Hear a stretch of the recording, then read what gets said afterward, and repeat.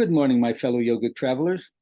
I'm mighty glad to be alive today, and I hope that you are too as we continue to live, laugh, love, learn, linger, live the life we love.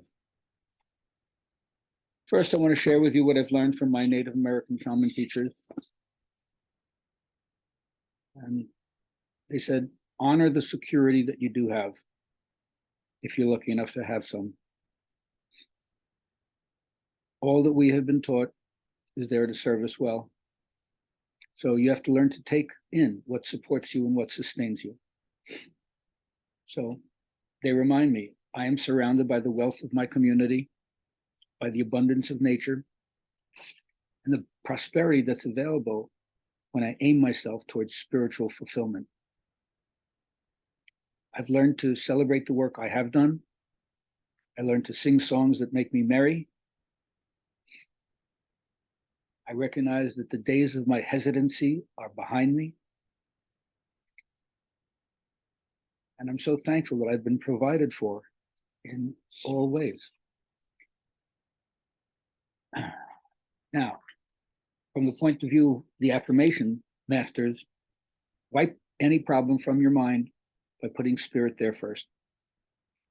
The greatest temptation is to take material steps first, instead of asking spirit for help first and then take material steps.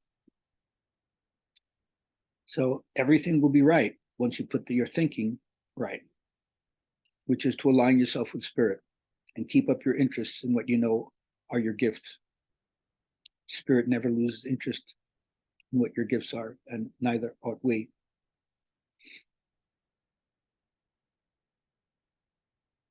It's all about raising consciousness to the level of where the difficulty seems to be.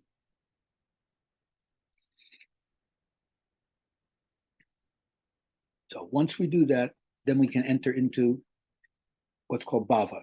Or as we do that, we enter into what's called bhava, or ambiance, or the atmosphere within oneself and what you create in your environment. And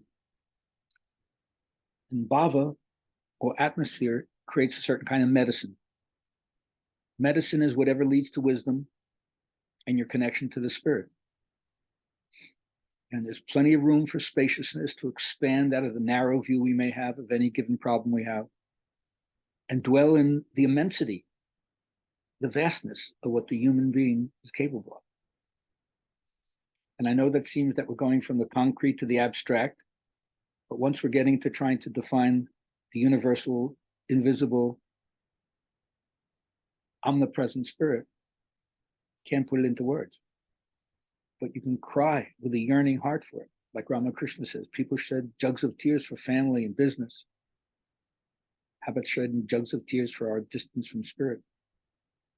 It's a fascinating subject that baffles both intellectuals and ignoramuses. But it's all about an encouragement to personal effort.